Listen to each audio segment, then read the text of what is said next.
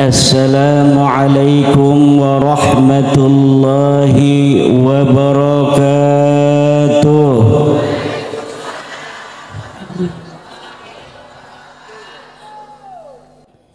Bapak Ibu, saya dipesan melalui pesan singkat WA, Pak Kiai tolong jangan bahas nasab sensitif.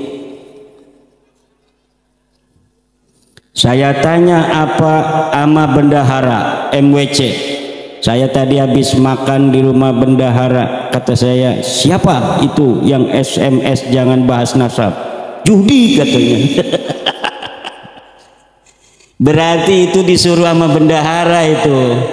Bendaharanya ketakutan saya bahas nasab. Insya Allah saya tidak akan bahas nasab. Cuma saya mau laporan. Tadi sejak semalam saya di pesantren Megu, dilanjutkan pagi di pesantren Benda Kerep, dihadiri oleh para kiai-kiai Benda Kerep, Kiai Muayyad, Kiai Abdurrahman, Kiai Muhammad, Kiai Ahmad bin Hasan, juga dihadiri oleh Keraton Kanoman, dihadiri oleh Keraton Martasinga, dihadiri oleh pustakawan Keraton Kanoman, dihadiri oleh Nakobah Auliaut Tis'ah Kiai Ilzamuddin dari Madura, juga dihadiri oleh Ketua LP3SN Kiai Abdul Hanan Ihsan, Lembaga Pencatat Nasab Wali Songo. Kami laporan, tidak akan membahas, hanya laporan hasil keputusan musyawarah nasab tentang silsilah Sunan Gunung Jati Syarif Hidayatullah. Diputuskan pas maghrib, dari mulai malam di Megu, dilanjutkan di Benda Kerep dari mulai pagi sampai pas adzan maghrib, ditutup oleh doa Kiai Muayyad. Hasil keputusannya dibacakan oleh Kiai Haji Ahmad bin Hasan. Diputuskan bahwa silsilah Sunan Gunung Jati Syarif Hidayatullah bukan ke Ba'alawi tapi ke Musa Al-Kazim.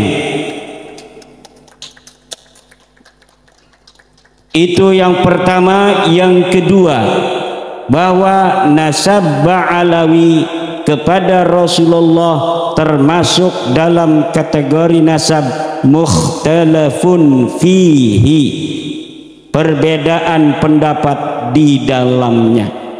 Demikian laporan kepada masyarakat Walad hasil dari Gotra Sawala zaman now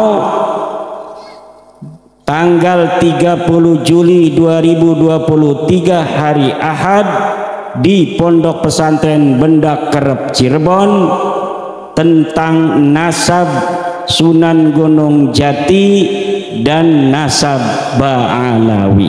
Sekian. Beres kan? Mantep kan? Saya tidak bahas, cuma laporan saja. Alhamdulillah,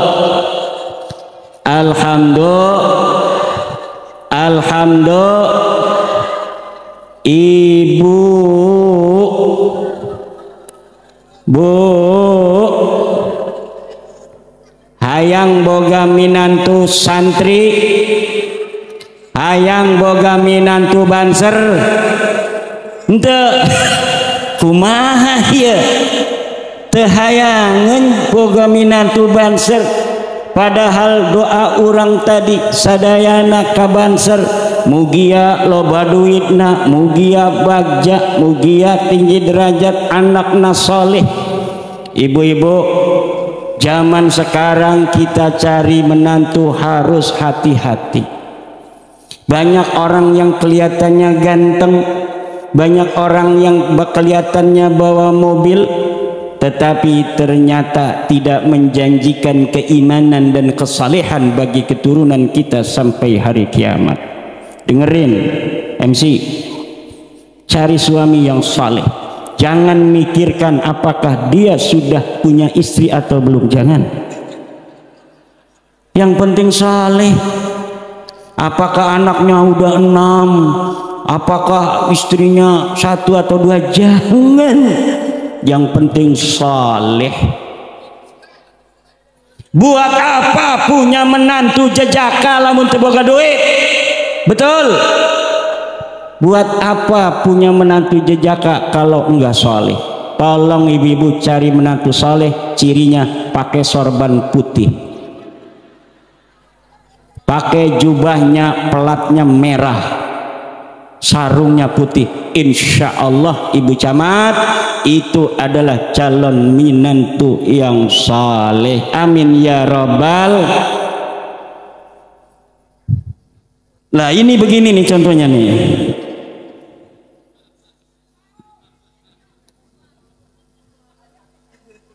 Kalau kita berbicara tentang Muharram, kita tidak akan lari dari membicarakan tentang hijrah. Betul. Hijrah eta ayat 3. Hijrahna Nabi besar Muhammad sallallahu alaihi wasallam. Yang kedua hijrah milenial. Yang ketiga hijrah radikal. Naon anu dingaranan hijrah Nabi Muhammad, nyaeta hijrahna Nabi Muhammad sallallahu alaihi wasallam awit di Makkah sampai ke Madinah. Itu namanya hijrah Nabi besar Muhammad. Apa yang dinamakan hijrah milenial? Hijrah milenial adalah kalau sudah memotong celana panjang sampai ke atas mata kaki. Apa itu hijrah milenial untuk perempuan?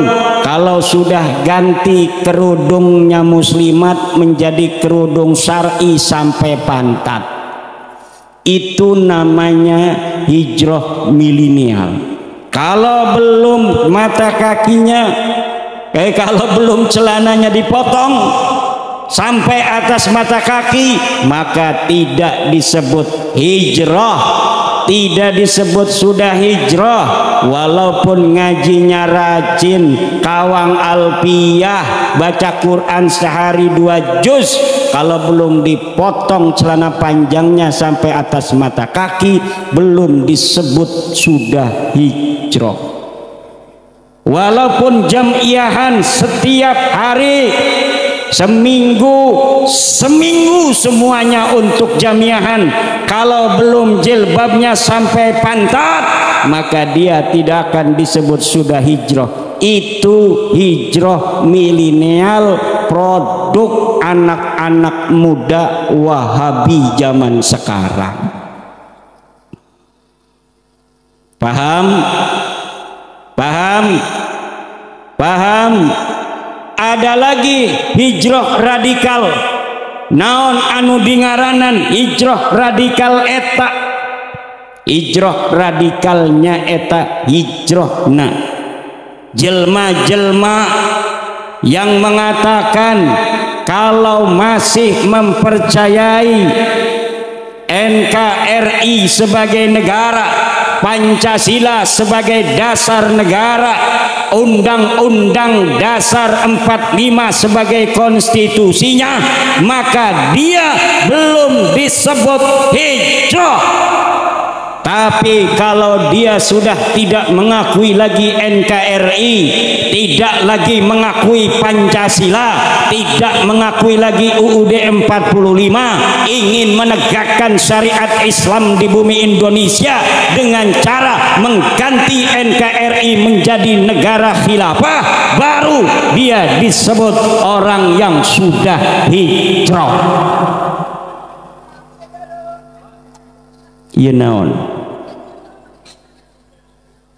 Tadi mah kopina pahit, ayeuna pahit deui. Amis, alhamdulillah. Saya kok bisa bahasa Sunda di sini? Saya Bantennya bahasa Jawa, tapi di sini saya karena alhamdulillah barokah masyayikh Nahdlatul Ulama di Waled, abdi tiasa ngomong Sunda. Kayaknya mau punya istri orang Sunda. Amin. Amin.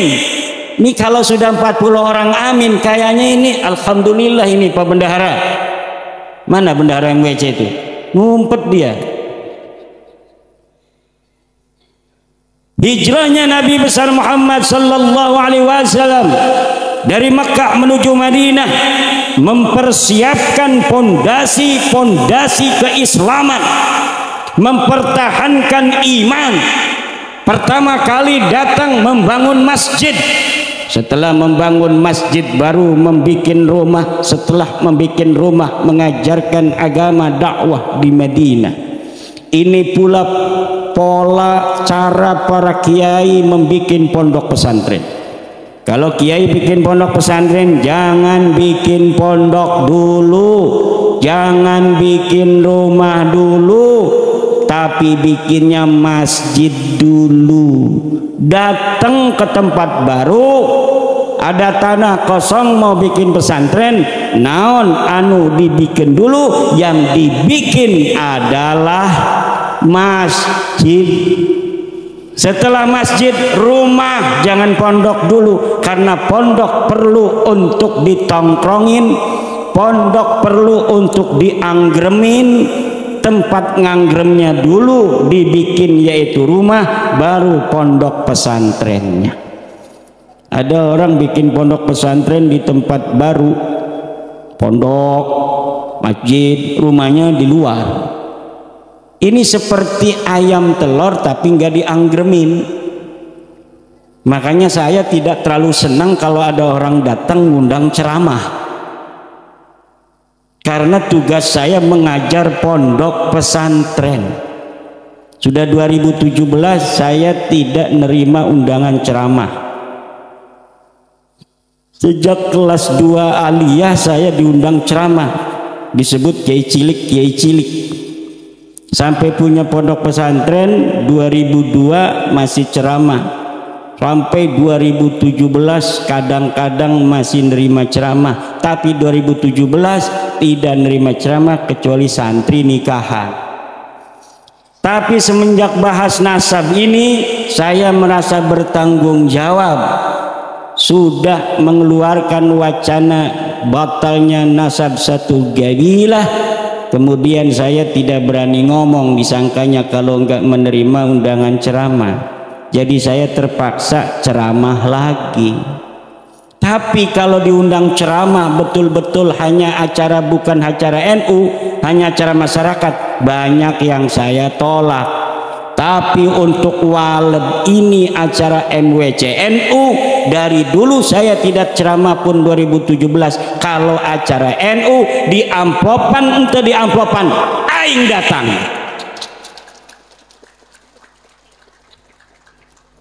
Kata bendahara, nah amplopnya dibuat lagi buat banser aja.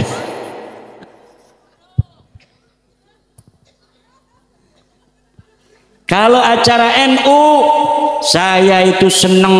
Kenapa seneng? Berarti NU di tempat yang ngundang saya itu gerak. Berarti jalan, bukan hanya gerak juga ada gerak tapi nggak jalan-jalan. Itu namanya jalan di tempat, gerak. Jalan tapi di tempat, gerak. Nih. Kalau kita jalan harus bergerak. Muslimatnya ini sudah kelihatan bergerak di Waled. Dari mana Pak Kiai dapatnya? Lihat dari seragamnya.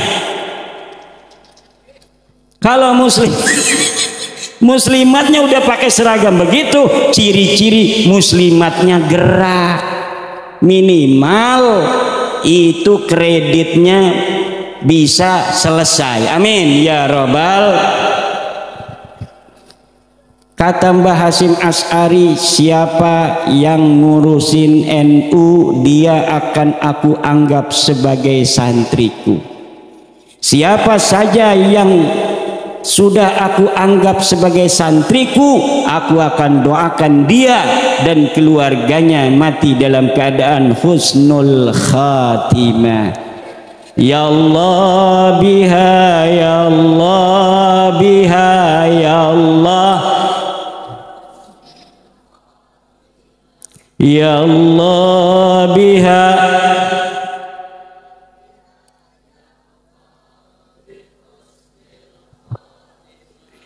ya Allah biha, ya Allah biha, ya Allah bi husnil khatimah, ya Allah biha, ya Allah biha, ya Allah bi husnil khatimah.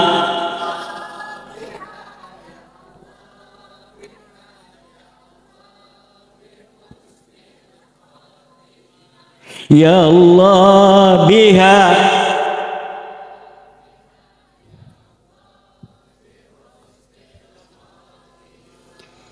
Orang yang banyak amalnya, sholatnya banyak, puasa sunnahnya kuat, tapi kalau nggak dapat husnul khatimah sia-sia belaka.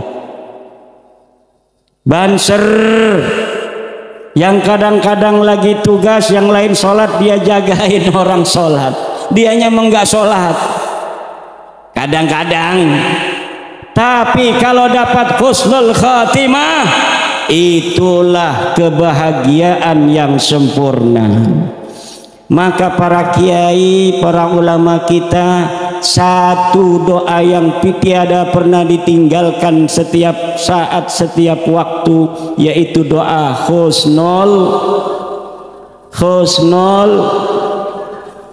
Kata kiai, kalau orang pernah berada di hadapan seorang kiai yang makbulun indallah wa mahfuzun wa mu'tanan bihi wa araf, maka hanya dengan getaran barokah dekat dengan kiai itu, insya Allah dia akan mati dalam keadaan husnul khatimah.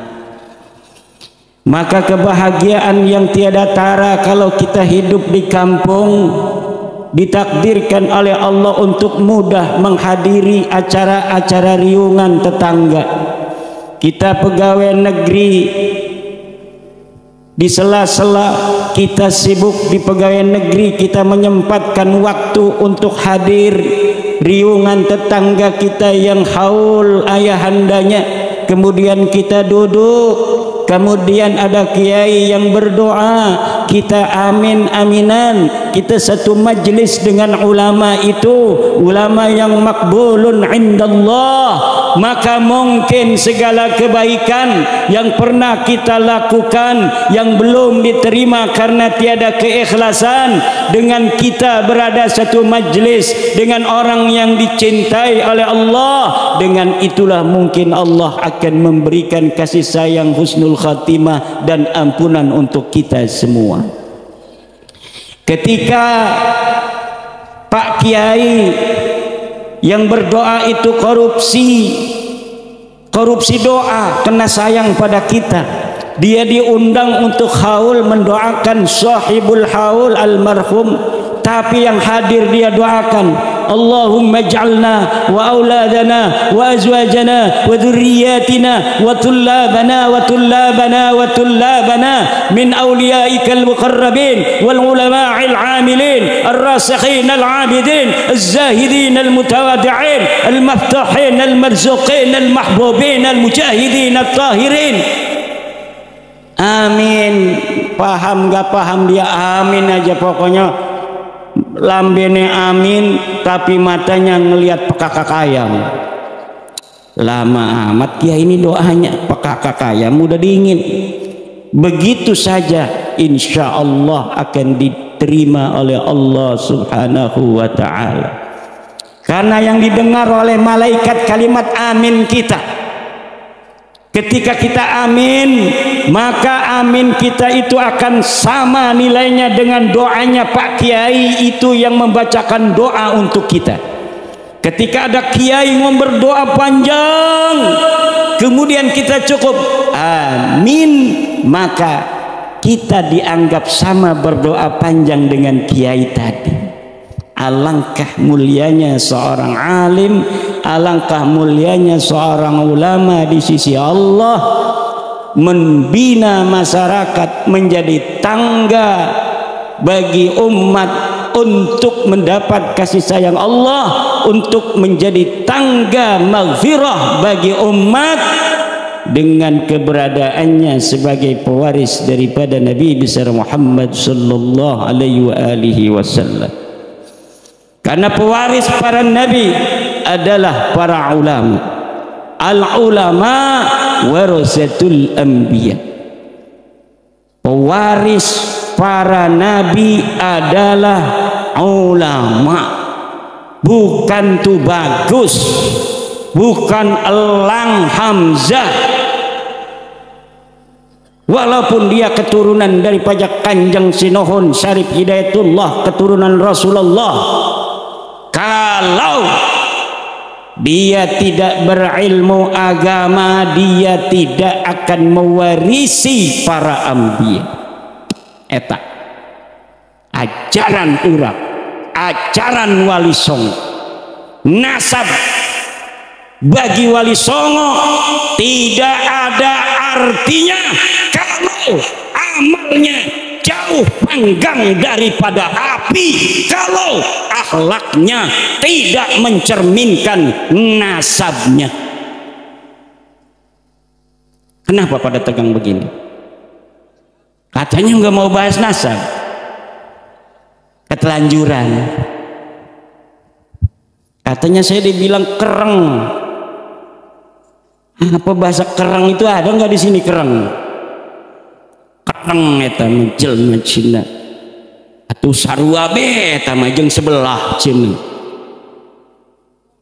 Togmol eta mah budak. Saya lebih senang disebut budak kata orang Madura. Budak itu berarti kan masih muda, masih ngora.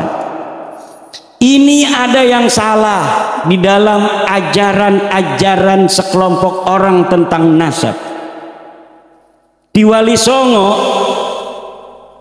yang tahu nasab kecuali di keraton mungkin, karena itu harus. Kalau yang sudah di luar keraton biasanya dia mengetahui nasab kalau sudah dewasa, kalau sudah wajar mendapatkan nasab. Kadang-kadang satu keluarga itu nggak ada yang tahu nasabnya, padahal misalnya nasabnya dipajang di tembok, tapi dia nggak tahu sama sekali. Kenapa? Karena di antara mereka tidak ada yang mau nyantri. Ketika di antara mereka tidak ada yang mau nyantri, banyak yang tidak berilmu agama, banyak yang tidak saleh, oleh keluarga yang lainnya tidak diberikan nasab silsilahnya ke atas yang merupakan keturunan orang-orang yang saleh, sehingga dia tidak akan membawa dengan kerendahan akhlaknya, kerendahan luhurnya yang sudah mulia di hadapan Allah, di hadapan manusia. Tapi jika nasab sejak bayi sudah diberitahu kepada anak kita, hei engkau adalah seorang Habib, hei engkau adalah seorang Sayyid, hei engkau adalah seorang Syarif, engkau adalah seorang Elang, engkau adalah seorang Raden, engkau adalah seorang Tubagus. Kalau dia nanti sudah besar tidak bisa baca Fatihah acan, kumaha eta? Atau nanti dia jualan cilok, Raden beli cilok. Atau engke ge lamun manehna geus jadi gubernur Cirebon, kayak Jenderal Dudung, dia baru tahu kalau dia keturunan Sunan Gunung Jati setelah jadi legend. Setelah dia jadi legend, dia mengaku di hadapan publik, saya keturunan Sunan Gunung Jati. Manis ente? Manis. Nggak malu-maluin Sunan Gunung Jati. Keturunannya jadi jenderal. Kalau jadi banser, masih banser jangan dulu. Kalau sudah naik jadi rayon apa yang komandan rayon ya, komandan rayon lah, itu baru boleh. Tapi kalau masih anggota biasa jangan.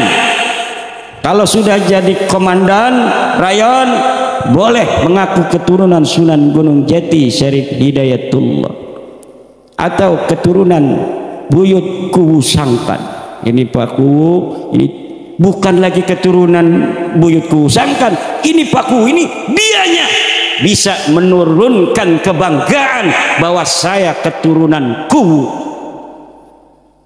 Makanya kita dalam nasab jangan kita berbangga bahwa saya menjadi keturunan Sunan Gunung Jati, tapi yang harus kita upayakan bagaimana kita menjadi Sunan Gunung Jati untuk masa kita hari ini. Tepuk tangan.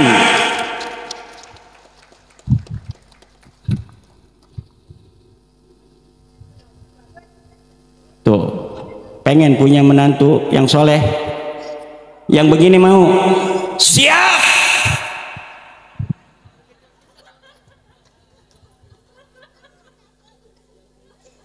Alhamdulillah, menang tak Kang Raden. Ini oh ya lupa, ini ada teman saya sahabat yang tadi juga ikut dalam pembahasan nasab, Kang Raden Widyo Ajinata Negara, Kang Tubagus Nur Fadil, Kang Raden Hamzah, juga KRT Pakih Birah Hadidingrat dan lain sebagainya. Tadi kita membahas panjang sekali, baik yang pertamanya mulanya masih belum setuju atau yang beberapa sudah setuju, sampai semuanya tadi sampai maghrib setuju semua. Alhamdulillah, karena dulu ada pembelokan silsilah yang dilakukan oleh Belanda, dan alhamdulillah ini sudah dicari manuskrip-manuskripnya. Tadi masing-masing ada yang bawa sekardus kitab, ada yang bawa manuskrip yang udah mau bulukan, yang satu bawa fotokopinya karena kalau aslinya itu dibawa maka akan robek. Alhamdulillah telah ditemukan titik terang bagi orang yang paling berjasa di tanah Cirebon ini, Kanjeng Sunan Gunung Jati Syarif Hidayatullah. Silsilahnya sudah seperti seharusnya yang dimiliki oleh beliau sampai baginda Nabi besar Muhammad sallallahu alaihi wasallam. Semoga curahan rahmat kasih sayang Allah untuk beliau senantiasa dihadirkan oleh Allah dalam kubur beliau, dan semoga seluruh warga Cirebon, warga Banten, Jawa Barat senantiasa mendapatkan keberkahan dengan berkahnya Sunan Gunung Jati Syarif Hidayatullah, sehingga Jawa Barat, DKI, Banten yang dulu diislamkan oleh Kanjeng Sunan Gunung Jati Syarif Hidayatullah akan dapat mempertahankan iman dan Islam ini, menjaganya setiap generasi ke generasi sampai hari kiamat ila yaumil qiyamah, dengan kebesaran jiwa, keikhlasan beliau sebagai seorang penyebar agama Islam, juga oleh Syekh Datuk Kahfi, juga oleh wali-wali di Cirebon yang lainnya. Saling bahu membahu, mereka ikhlas, tidak mengenal lelah. Seperti saya dari kemarin dari Istiqlal bersama putra Cirebon Kiai As-Said Agil Siraj, Kiai Mustafa Akil, kemudian dengan putra Cirebon lagi Kiai Ahmad di Megu, dengan putra-putra Cirebon lagi di Benda Kerep. Malam ini dengan kiai-kiai di Walad ini luar biasa. Beberapa hari ini senantiasa dikelilingi oleh para ulama-ulama Cirebon. Ini bukan sembarangan. Ini adalah takdir daripada Allah Subhanahu wa ta'ala. Saudara ketemu saudara, merekatkan jiwa, merekatkan cinta, merekatkan silsilah daripada buyut kita bersama, orang yang paling berjasa di tanah Cirebon, Jawa Barat, DKI dan Banten, yaitu Eyang Sunan Gunung Jati Syarif Hidayatullah. Allahumma zid syarafah, amin ya rabbal. Hadirin ma'asyiral muslimin rahimakumullah. Hijrahnya Nabi besar Muhammad sallallahu alaihi wasallam membawa pondasi-pondasi negara Madinah, menyebarkan Islam toleran, Bhinneka Tunggal Ika. Berbeda agama yang ada di Madinah, ada agama Islam, ada agama Yahudi, ada agama Nasrani Najran, kemudian ada suku Aus, ada suku Hajraj, ada kaum Muhajirin, ada kaum Ansar, semuanya diikat dalam piagam Madinah, Bhinneka Tunggal, Bhinneka.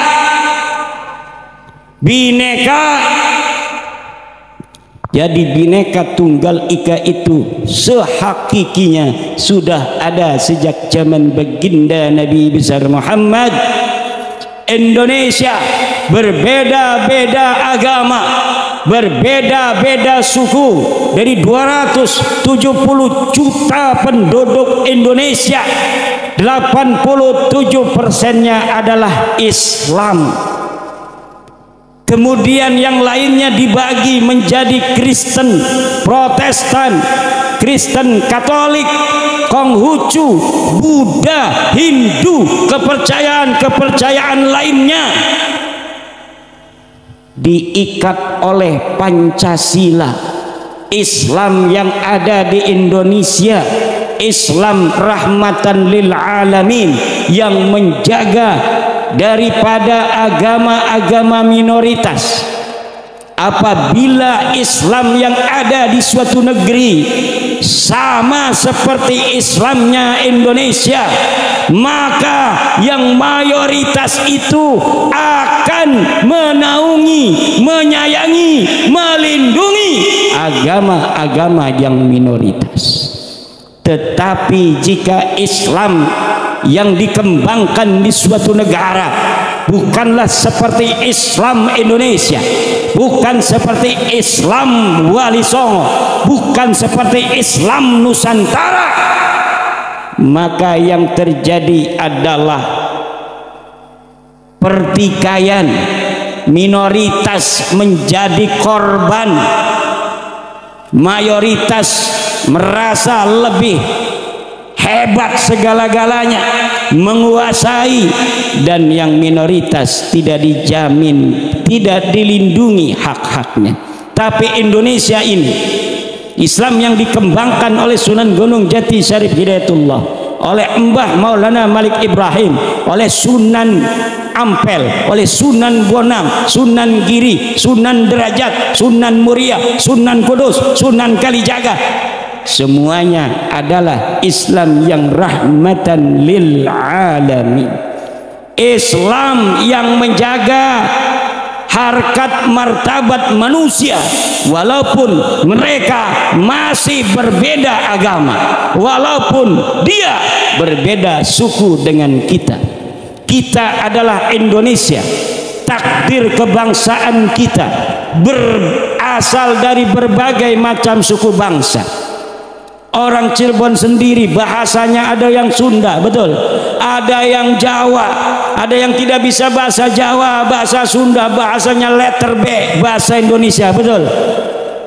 Ada Aceh, ada Medan, ada Minang, ada Jambi, ada Riau, ada Bengkulu, ada Lampung, ada Kalimantan, ada Dayak di sana, ada Banjar, ada Sambas, ada Sulawesi, ada Mandar, ada Makassar, ada Bugis, ada Maluku, ada Ternate di sana dan lain sebagainya, ada Papua di sana, ada Nusa Tenggara, ada Bali, ada Madura, ada Jawa, ada Walet.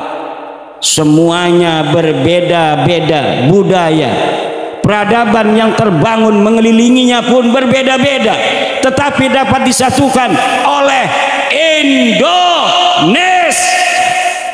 Jangan sampai Indonesia ini sampai kembali terpecah-pecah seperti dahulu kala. Saya tidak bosan-bosan dalam setiap majelis bahwa kita memang dulu punya sejarah, Kita punya kerajaan-kerajaan yang otonom, puluhan kerajaan di Nusantara, tetapi setiap suksesi kadangkala harus memakan korban manusia. Ada darah yang mengalir, ada pertumpahan darah, ada peperangan di sana. Tetapi ketika kita sudah menjadi ber-Indonesia, mulai dari pemilihan umum secara langsung kepala daerah, belum pernah ada pertumpahan darah. Yang ada hanya pertumpahan amplop.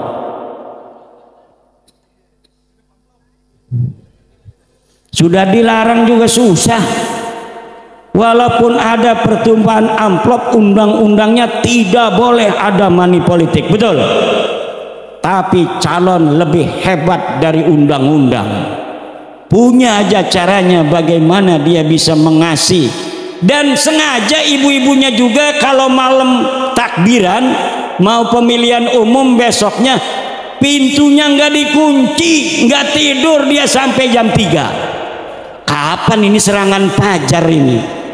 Kata calonnya namanya serangan fajar ya ba'da subuh, ini kan masih malam. Tetapi kalaupun ada kelemahan-kelemahan demokrasi seperti itu, kalau dibandingkan zaman Gajah Mada, zaman Ken Arok rahimahullah, zaman dulu, zamannya Raden Wijaya, zamannya Brawijaya, zaman Raja-Raja Mataram, Raja Banten, Raja Cirebon, ada saja ketika suksesi itu intrik-intrik dan pertumpahan darah. Sekarang Indonesia, wahai calon mertua, tidak ada itu semua, dan kita nyaman menjadi Indonesia, betul? Mau acara Muharraman nyaman, nggak ada yang nyuruh-nyuruh berhenti, jangan diadakan acara Muharraman, tidak ada dari tentara, tidak ada dari polsek. Yang dimasalahkan bukan Muharramnya, tetapi yang dimasalahkan cuma penceramahnya. Daripada tidak kondusif, lebih baik dibatalkan kalau yang ceramahnya Kiai Haji Imaduddin Usman Al-Bantani. Wih. Lama penceramah yang teriak-teriak nggak ada ilmunya, memecah belah bangsa, menjauhkan ulama dan kaum muslimin, menjauhkan kaum muslimin dengan Nahdlatul Ulama, menjauhkan kaum muslimin dengan pemerintahnya. Kok tidak dilarang? Kok saya yang pengurus daripada Nahdlatul Ulama mau ceramah di MWC NU Walen, mau ketemu dengan banser-banser calon-calon gubernur Cirebon, kok dilarang? Aneh ini Ibu Camat. Itu kira-kira yang ngebel Ibu Camat apa Kapolsek itu? Hadirin ma'asyiral muslimin rahimakumullah.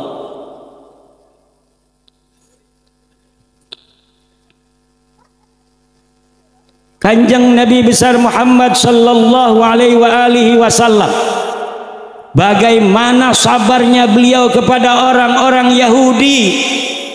Nabi sudah tahu, diberitakan di dalam Al-Quran bahwa orang Yahudi itu gadur, orang Yahudi tukang bohong, orang Yahudi suka mengingkari janji. Tapi ketika orang Yahudi ingin mengadakan perjanjian dengan Rasul, Rasul sabar nerima lagi. Kemudian orang Yahudi mengingkari janji lagi. Ketika diikat perjanjian, kalau saya perang bersama orang-orang musyrik Mekah, maka wahai orang-orang Yahudi Madinah, nanti kalian apakah akan bersamaku atau kalian akan bersama musyrik Mekah? Kata Yahudi Madinah, aku akan bersamamu wahai Muhammad. Tapi ketika peperangan itu pun terjadi, saudara, orang-orang Yahudi ketika apel bersama sebelum perang hadir, tegap dia berdiri, dihitung dia ikut berhitung. Tapi ketika Rasulullah sudah di depan memimpin pasukan, Yahudi tidak mau ada di belakang Rasulullah. Katanya, saya di belakang menjaga kaum muslimin agar aman dan tentram. Ternyata ketika kaum muslimin sudah berbaris panjang, jauh jaraknya dia dengan Rasulullah yang sudah ada di depan, orang Yahudi ini berbalik dan pulang ke rumahnya masing-masing. Dia tidak ikut berperang bersama Rasulullah Muhammad sallallahu alaihi wasallam. Dari dulu zaman Nabi Musa, orang Yahudi tidak mau berperang bersama Nabi Musa. Di zaman Nabi Isa, mereka berkhianat kepada Nabi Isa. Di zaman Nabi Muhammad, mereka berkhianat kepada Nabi Muhammad. Di zaman pewaris-pewaris Nabi Muhammad, orang-orang Yahudi gemarnya adalah berkhianat kepada pewaris-pewaris daripada Rasulullah Nabi Muhammad sallallahu alaihi wasallam. Dan ini akan terus terjadi, wahai banser-banserku, pelindung-pelindung Kiai NU, akan terjadi sampai kiamat, sampai tegas di mana pasukan Mahdi dan di mana pasukan Dajjal. Kita akan berada di pasukan Al-Mahdi, mereka akan berada di pasukan Dajjal. Mereka katakan surga, padahal itu adalah neraka. Mereka katakan kebenaran, padahal itu adalah kebatilan. Mereka katakan itu adalah yang hak, tetapi itu adalah kepalsuan. Itulah Dajjal, itulah Yahudi. Dan kita harus hati-hati kaum muslimin, jangan sampai tertipu oleh propaganda kepalsuan Yahudi. Bagaimana caranya agar kita selamat dari kepalsuan Yahudi? Jangan sampai jauh dari ulama-ulama kampung kita. Dia yang ngajarin matan takrib jamiahan di musola kita, dia yang ngajarin Fathul Mu'in di masjid kita. Itulah para pewaris-pewaris Nabi Muhammad sallallahu alaihi wasallam yang memiliki wirasah, ilmunya baginda Nabi. Kalau ada yang muskil dari kita akan agama ini, tanyakan kepada mereka yang ada di kampung kita, yang mengajarkan matan takrib, yang mengajarkan Fathul Mu'in, yang menjadi kiai kampung, yang menjadi pimpinan tahlil, yang menjadi imam musola kita, yang menjadi ketua MWCNU, yang menjadi rais Suriah MWCNU, apalagi rais PCNU.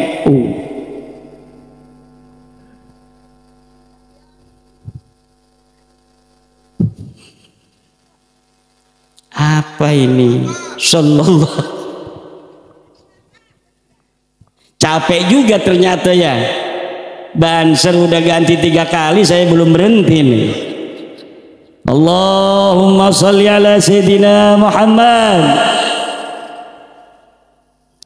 Makanya saya tidak bosan-bosan. Saya ini banser. Saya sudah latihan banser di pondok pesantren As-Siddiqiyah di Jakarta. Saya tahu banser itu bagaimana kekuatannya. Bukan hanya zahir, bukan hanya merangkang-merangkang, bukan hanya di sawah glesor-glesor nggak ada kerjaan, kayak lele aja. Bukan, tapi dia juga diberikan ilmu-ilmu batin oleh para kiai. Jam 12 malam dia embun-embunannya ditiup oleh kiai. Hassantukum bil hayyil qayyumil ladzi la yamut wa dafa'tu ankum su'a bila haula wala quwwata illa billah. Innama yuridullahu liyudhiba ankum rijsa ahlal bait wa litahhirukum tathhira, dan sebagainya. Jangan sembarangan nama banser. Pestol mah lewat, pestolnya lewat.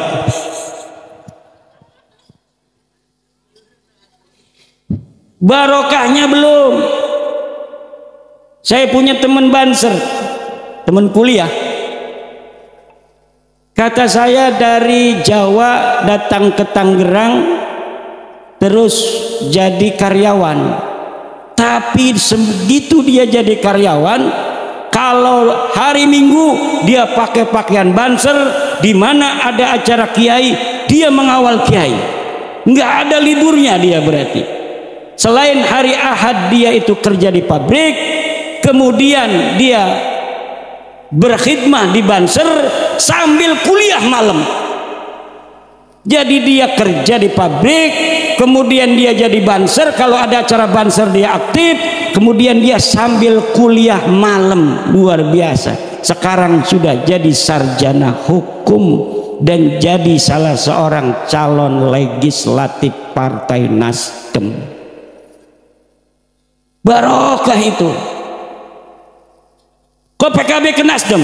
PKB mau Nasdem mau PDI, kata PBNU sama saja. Kata Gus Ketum begitu. Jadi bagaimana untuk politik? NU tidak ikut-ikutan politik. Kata Gus Ketum kita ikuti. Lalu bagaimana 2024? Secara lembaga pasti NU tidak akan memberikan instruksi secara lembaga, tapi secara sir nanti akan terasa datang ke ketua atau ke Rais PCNU secara sir. Kemana aja ngomong Rais Surya PCNU, berarti itu dari Rais Surya PWNU. Kalau dari Rais Surya PWNU secara sir, itu berarti dari Rais Am PBNU. Itu kita sebagai warga NU, kita tidak berpolitik, NU tidak berpolitik, tapi jangan macam-macam, kita tentukan sikap dulu sebelum Rais Am sirnya memberikan sir kepada Rais PWNU, memberikan sir kepada Rais Surya PCNU, memberikan sir kepada Rais Surya MWCNU, memberikan sir kepada Rais Surya Ranting NU, lalu berbisik dari hati ke hati. Ini sebenarnya yang diinginkan oleh Rais Am. Begitu kita ber-NU. Kedengaran Ansor? Ansor, kedengaran tidak? Amin ya robbal. Ngerti meren? Ngerti meren? Guys, gitu bae masalah politik mbak. Urang mah, guys, nungguan sirna Rais Am bae. Di mana itu nungguna? Di Rais Ranting NU. Berarti orang nyaho kudu kamana eta engke orang 2020 op.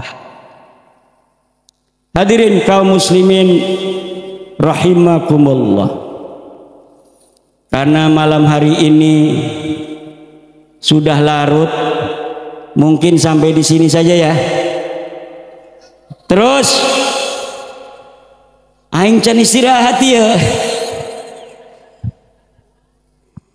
Dari hari Sabtu acara, kemudian malamnya acara sampai jam 1 malamnya, kemudian pagi dari jam berapa? 10 sampai jam 6 sore. Pas itu Yai didoakan oleh Yai Muayyad itu pas bedug maghrib. Allah, jadi luar biasa barokahnya perjalanan ini, dan saya diterima di saudara-saudara saya di Walad malam hari ini adalah kebahagiaan yang sangat luar biasa. Saya doakan kaum muslimin warga NU di Kecamatan Walad, ketua MWCNU-nya, raisnya, bendaharanya, Allah kasih keberkahan. Semuanya Allah kasih keberkahan.